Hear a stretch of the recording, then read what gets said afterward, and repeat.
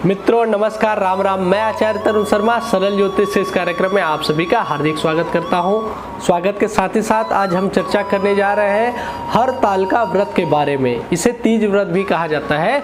विशेष रूप से माताएं बहनें जो विशेष पति की कामना करती हैं या विशेष वर की इच्छा जिनकी रहती है वो इस व्रत को रखती हैं। श्रद्धा भाव से व्रत रखा जाता है। एक दिन पहले के क्या नियम है, उस दिन के क्या नियम है, पूजन की क्या सामग्री है, सभी पे चर्चा होगी। साथ ही साथ इस पूजा को कैसे करना चाहिए इस पर सटीक चर्चा होगी, इसलिए वीडियो में बने रहे। चलिए वीडियो को प्रारंभ करते हैं।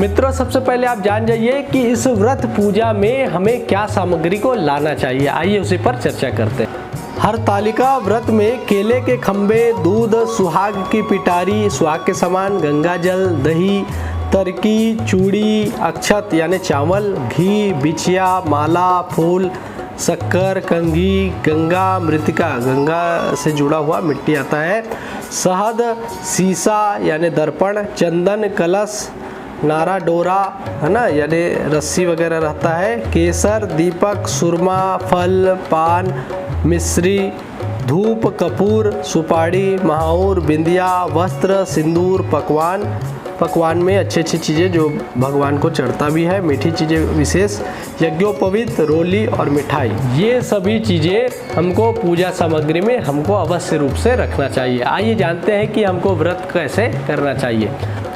मित्रों आइए जानते हैं कि हरतालिका तीज जो व्रत है उससे एक दिन पहले हमको क्या करना चाहिए। उससे एक दिन पहले महिलाओं को शरीर को हल्का करने के लिए चावल यानी भात और करेले की सब्जी खानी चाहिए। साथ ही खीरा का फल हमको इस दिन लेना चाहिए, इससे शरीर हल्का होता है। साथ ही पूजा में हमारा मन लगता है। भोजन ज़्यादा न लेवे, भूख जितना ही लेवे या भूख से थोड़ा कम ही लेवे।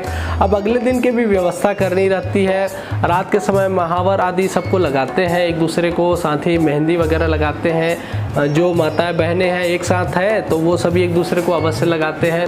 साथ ही साथ अगले दिन सुबह उठते ही भगवान शिव पार्वती जी का ध्यान करते हैं और विनती करते हैं कि आज पूजा में आप पूरा सहयोग करें।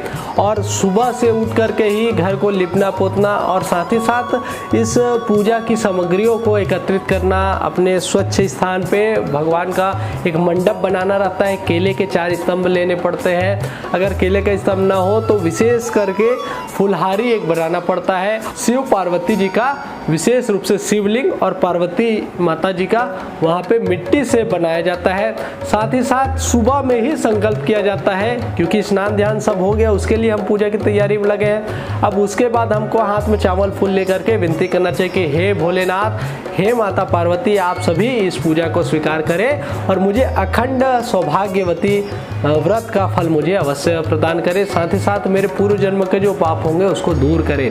इस जन्म में भी मुझे शक्ति दीजिए। साथ ही यथाशक्ति यथा भक्ति का भी आप, अगर आपको लगता है कि मैं निर्जला रह सकती हूँ तो बहुत अच्छी बात है। अगर ना होते बने तो आपको यथाशक्ति यथा भक्ति का भी संकल्प ले लेना चाहिए। साथ ही साथ माताएं बहनों को इस दिन प्रेम व्यवहार से अपने बच्चों के साथ रहना चाहिए और अपने घर में भगवान का सदा ध्यान करना चाहिए, क्योंकि ये पूरा व्रत है। तो व्रत में हमेशा मंगल गीत, या तो चाहे तो आप मंगल गीत चला सकते हैं या गा सकते हैं, गाना विशेष चाहिए। साथ ही साथ भगवान का ओम नमः शिवाय, ओम नमः शिवाय, भगवान जी का कोई ना कोई भजन कीर्तन या स्तोत्र को हम जरूर पढ़ सकते हैं। साथ ही साथ शाम के समय में ब्राह्मण को जरूर बुलाएं। ब्राह्मण को बुला करके घर में पूजा करवाएं उनसे। पूजा जब करते हैं, मंगलाचरण होता है, स्वस्ति वाचन होता है, तो पूजा का प्रभाव दिव्य हो जाता है। साथ ही साथ विशेष करके जैसे पूजा आदि सब होता है तो अंतिम में ब्राह्मण को दान दक्षिणा अवश्य देवे। जैसी दक्षिणा देंगे उसके साथ साथ विशेष चीज़ों को जो पकवान बनाए उनको भी पंडित जी को देना चाहिए और उनको विदा करना चाहिए। उसके बाद रात्रि जागरण भी होता है। इसके बहुत सारे नियम हैं, इनकी बहुत सारी कथाएं हैं, उनको मैं अभी लिंक मैं आपको दे देता हूं, वीडियो के अंत में भी आपको दे दूंगा, डिस्क्रिप्शन में भी आप देख लेंगे कि व्रत कथा क्या है। व्रत कथा उसमें विस्तार से आपको बताया गया है। इस वीडियो के बाद अवश्य उस वीडियो को आप देखें। जब माता पार्वती जी ने अखंड व्रत किया, ये कठोर व्रत किया, तब भोले बाबा जी उनको पति के रूप में मिले। तो माता पार्वती जी की जब इच्छा हुई हम सभी के हित में, उन्होंने यह प्रश्न रखा कि हे भोलेनाथ, मैं ऐसा क्या व्रत की हूँ, मेरे ध्यान से वो उतर रहा है जिसके प्रताप से आप जैसे पति मुझे मिले हैं। तो माता पार्वती जी को नियम बताया गया, वो सभी कथाओं में बताया गया है। साथ ही साथ बोला गया कि इस दिन रात्रि जागरण अवश्य करना चाहिए। हमको प्रयास ये करना चाहिए कि मध्य रात्रि तक कम से कम की स्थिति में मध्य रात्रि तक हमको अवश्य जगना चाहिए। पानी आदि जो भी चीज़ें हैं उनको सेवन नहीं करना चाहिए। विशेष परिस्थिति है, शरीर में कुछ रोग है, तो आप भगवान से इसीलिए सुबह में संकल्प के समय अपनी बात को रख दीजिए। साथ ही साथ यथाशक्ति यथा भक्ति को भी जरूर करें। अगले दिन इसका पारण होता है, ये गणेश चतुर्थी का दिन होता है।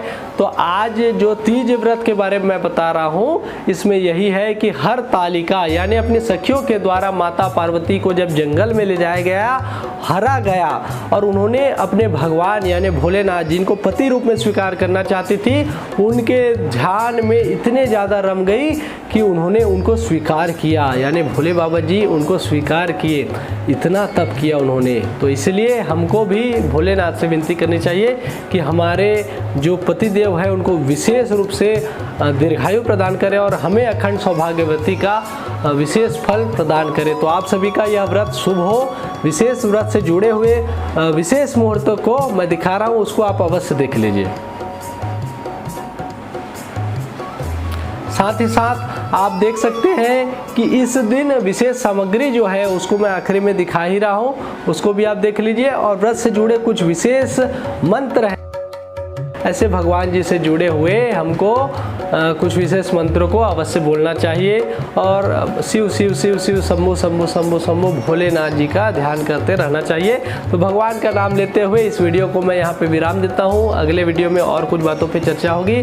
साथ ही साथ वीडियो अच्छा लगा हो तो वीडियो को लाइक शेयर और साथ ही साथ चैनल को सब्सक्राइब करना ना भूलें। मेरे साथ सदा जुड़े रहें। सरल ज्योतिष कार्यक्रम में आप सभी का मैं सादर धन्यवाद करता हूँ। मित्रों नमस्कार, राम राम, जय सिया राम।